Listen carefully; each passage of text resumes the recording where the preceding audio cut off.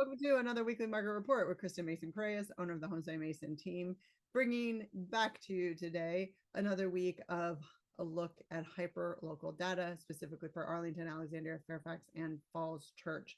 So, what I do also want to share with you is that I just turned my phone off, so that won't make noise for you. And we actually had some of these dates wrong, so some of our numbers were off a little bit.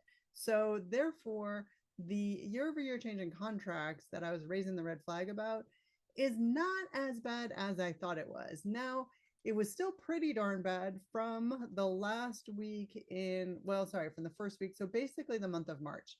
The first week of March through the last week in March, there was 1, 2, 3, 4.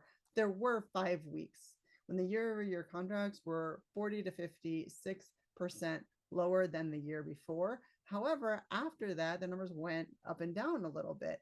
So this was the first week in April is 18.5% higher than the year before. And then it went back down to only 6.35% lower than the year before. And then it jumped again, 47% less contracts than the year before.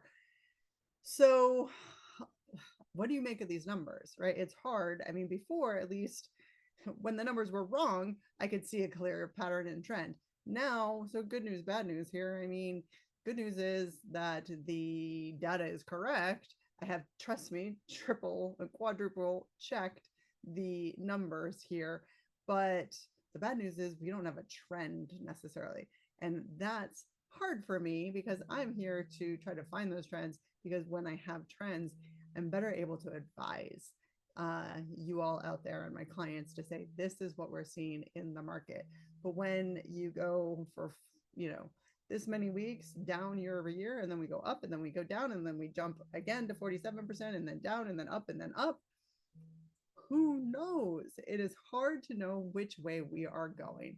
So in this past week, the week of May 5th to May 11th, this was an interesting week. There was 547 new contracts, which was down 18% from the year before.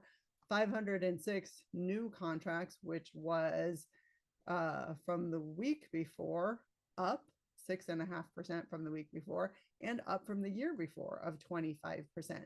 We at Homestay Mason did actually get 3 homes ratified last week, so that was good for us. So we definitely felt a bump in the market last week, and that demand to supply ratio, we were not left with a lot of inventory after last week.